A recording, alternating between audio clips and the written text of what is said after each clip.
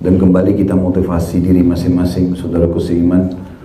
Kalau waktu ini terus berlalu, maka jangan sia-siakan semua yang sudah berlalu.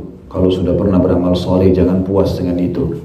Berdoa kepada Allah Subhanahu wa Ta'ala agar diterima dengan pahala yang sempurna, dan bersyukur karena bisa melakukan perbuatan amal soleh itu. Dan sekarang lebih tingkatkan lagi. Ada istilah afdal dalam agama kita, atau sesuatu yang lebih utama dari yang utama.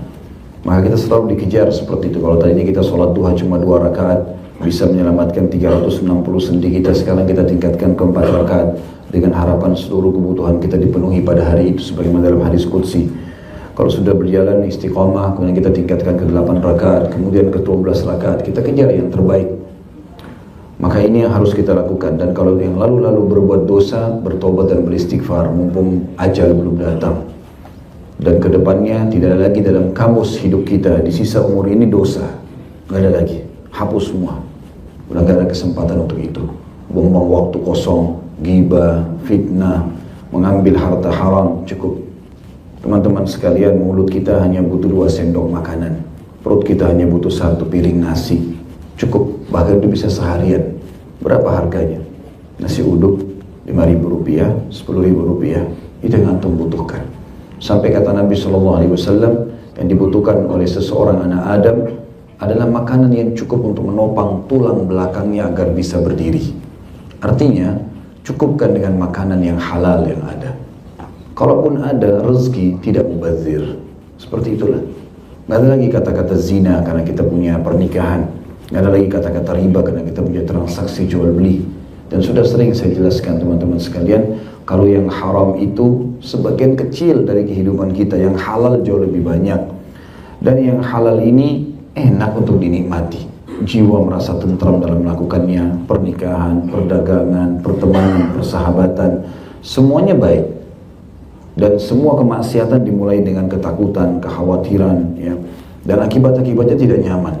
Tidak adanya ketentraman jiwa, belum hukuman-hukuman Allah yang datang. Maka semestinya sudah harus kita hapus semuanya. Yang berlalu sudah, tapi sekarang ke depannya kita harus isi dengan kebaikan. Hasan Basri rahimahullah berkata, "Hai anak Adam, ketahuilah kau hanya bilangan. Setiap kau buka matamu di pagi hari, setiap kamu buka matamu di pagi hari, pastikan bilanganmu telah berkurang 1. Nah, kita sedang menuju kepada akhirat.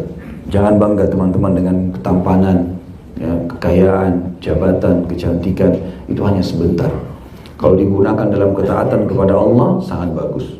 Karena Allah SWT berikan fasilitas untuk taat kepadanya, bukan untuk bermaksiat kepadanya.